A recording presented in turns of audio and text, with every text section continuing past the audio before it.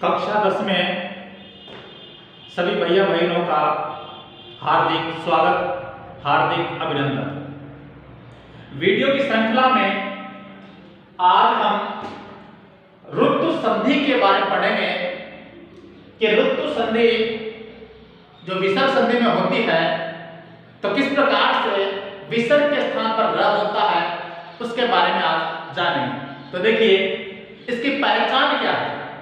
तो पहचान देखिए, यदि प्रथम पद के अंत में, यदि प्रथम पद के अंत में ए आ, क्या ए और आ को छोड़कर, ए आ को छोड़कर यानी ए आ नहीं होना चाहिए, ए आ को छोड़कर कोई अन्य स्वर के पश्चात विसर्ग हो।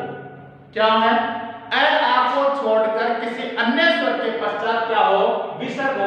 तथा दूसरे पद के प्रारंभ में, जो दूसरा पद है उस दूसरे पद के प्रारंभ में अस प्रत्याहार,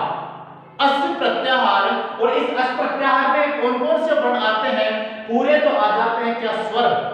इसके बाद है य, व, र और ल।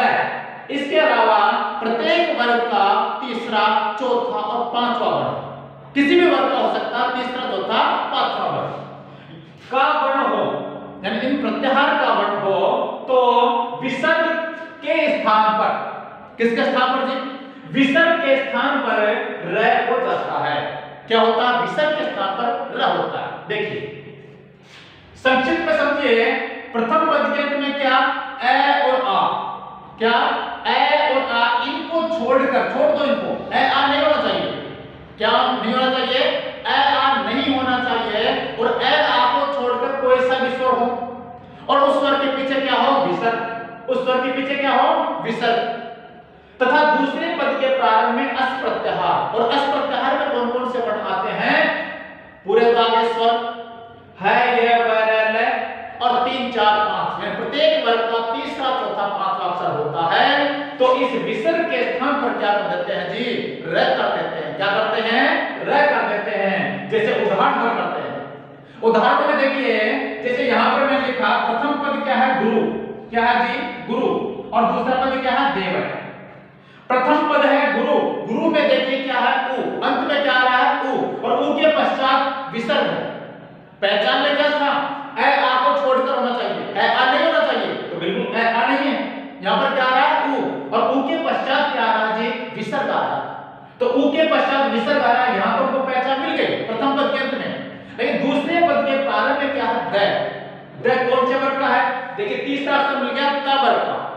त वर्ग का तीसरा अक्षर हमारे पास में क्या मिला? द मिल गया। इसका मतलब हमको ये ऋतु संधि की पहचान मिल गई है, और मिल गई है तो वो क्या करना है? विसर्ग के स्थान पर र कर देना। क्या करना है जी? विसर्ग के स्थान पर र करना है।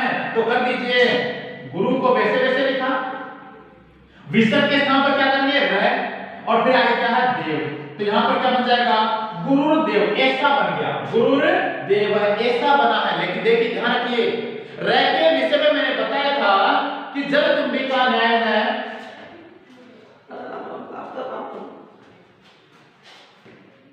गुरुर्देव है। इसके बारे में मैंने बताया था, र के विषय में बताया था कि जल तुम्बी का न्याय है रेफस्य ऊर्ध्वगमनम भवेत्। क्या? कि जिस प्रकार से तुम्बी और जल होता है, तुम्बा जानते हो, तो तुम्बा और जल के न्याय से, उस न्याय से जो र है वो कहां चला जाता है? इस शिरोरेखा के ऊपर चला जाता है। जिस प्रकार से तुम्बा होता है, चाहे सूखा हो चाहे गीला हो, लेकिन उसको जब हम जल में डालते हैं तो वो तैरता है, डूबता नहीं है। क्या नहीं करता है? डूबता नहीं है। वह कहां तैरता है? उस जल की सतह पर तैरता है। तो इसी प्रकार से जब आधा र होगा, अर्थात स्वर रहित र जब होगा, तो वह इस शिरोरेखा के नीचे न आकर कहां जाएगा? ऊपर जाएगा। लेकिन कहां जाएगा? ऊपर। ऊपर जाएगा। जो आगे आने वाला जो स्वर है उस स्वर के ऊपर जाएगा। तो यहां पर अगला स्वर कौन सा है? ए। इस ए के ऊपर चला जाएगा तो क्या बन जाएगा? गुरुर्देव। ऐसा यहां पर रूप बनेगा। आगे देखिए, गुरु प्लस क्या है? ब्रह्मा। गुरु प्लस क्या है? ब्रह्मा है। देखिए प्रथम पद के अंत में क्या आ रहा है? उ, और उ के पश्चात क्या है जी? विसर्ग है। उ के पश्चात क्या है? प्रारंभ में क्या आ गया, ब, और ब क्या होता है, प वर्ग का तीसरा अक्षर। प वर्ग का क्या होता है, तीसरा अक्षर होता है, तो तीसरा अक्षर यहाँ मिल गया, और यहाँ पर तीसरा अक्षर मिल गया, इधर क्या मिला हमको, उ के पश्चात विसर्ग मिल गया। आ नहीं होना चाहिए, तो नहीं है, आपको छोड़कर अन्य स्वर के पश्चात विसर्ग है, और इधर भी हमको क्या मिल गई, तीसरे अक्षर की पहचान मिल गई। तो इस विसर्ग के स्थान पर क्या कर देंगे, र कर देंगे। तो क्या करेंगे, गुरु को वैसे वैसे लिखा, इस विसर्ग के स्थान पर र लिखा, इसके बाद में क्या, ब्रह्मा, तो यहाँ पर इसको ब्रह्मा को हमने वैसे वैसे लिखा, और अब ध्यान रखिए जो र है, इस र कहां चला जाएगा, ऊपर चला जाएगा, आगे आने वाले जो स्वर है उस आगे आने वाले स्वर के ऊपर चला जाएगा। तो अगला स्वर कौन सा है, यहाँ पर अ, ब के अंदर जो अ है, इस अ के ऊपर चला जाएगा, तो क्या बन जाएगा, गुरुर ब्रह्मा। क्या बनेगा जी, गुरुर ब्रह्मा। आगे देखिए, गुरु प्लस विष्णु है, देखिए प्रथम पद के अंत में हमको पहचान मिली है, उ के पश्चात क्या आ रहा है, विसर्ग, आ नहीं है, उ के पश्चात विसर्ग है, इधर क्या आ गया, ब, तो देखो ब मिल गया। क्या कर देना है, इस विसर्ग के स्थान पर रह कर देना है, बोलो क्या बनेगा, गुरुर, इसके बाद में विष्णु, तो इसको विष्णु को हम वैसे वैसे लिखा, और यहाँ पर गुरुर विष्णु ऐसा बन जाएगा, गुरुर विष्णु। क्या बनेगा जी, गुरुर विष्णु ऐसा यहाँ पर रूप बनेगा। आगे देखिए, गुरु प्लस क्या है, ज्योति, गुरु प्लस ज्योति, देखिए उ के पश्चात विसर्ग आ रहा, इधर ज आ गया, च वर्ग का तीसरा अक्षर ज, तीसरा अक्षर आ गया, तो हम क्या करेंगे, विसर्ग के स्थान पर र कर देंगे। क्या बनेगा जी, गुरुर, इसके बाद में र, लेकिन कहां चला जाएगा, ज्योति, जो ज्योति का जो प्रथम जो स्वर है उस स्वर के ऊपर चला जाएगा, तो क्या बन जाएगा, गुरुर ज्योति। क्या बनेगा जी, गुरुर ज्योति। इस प्रकार से यहाँ पर क्या बनेगा, रूप बनेगा। अगले उदाहरण देखिए, ज्योति प्लस गमय, प्रथम पद के अंत में क्या आ रहा है, ई के पश्चात विसर्ग है। देखो यहाँ पर आ नहीं होना चाहिए, आ को छोड़कर कोई शब्द सुना सकता है, तो यहाँ पर किसके पश्चात है, ई के पश्चात है, कोई दिक्कत नहीं। दूसरे पद के प्रारंभ में क्या आ रहा है, ग क्या होता है, क्या वर्ग का तीसरा अक्षर होता है, देखो पहचान मिल गई, तो क्या करना है, विसर्ग के स्थान पर र कर देना है, कर दीजिए। क्या बनेगा, ज्योति, विसर्ग के स्थान पर र, आगे क्या आ रहा है, ग, तो ग के ऊपर चला जाएगा, र का चला जाएगा, ग का जो अ है उस अ के ऊपर चला जाएगा, ग मय, तो क्या बनेगा हमारे पास में, ज्योतिर्गमय।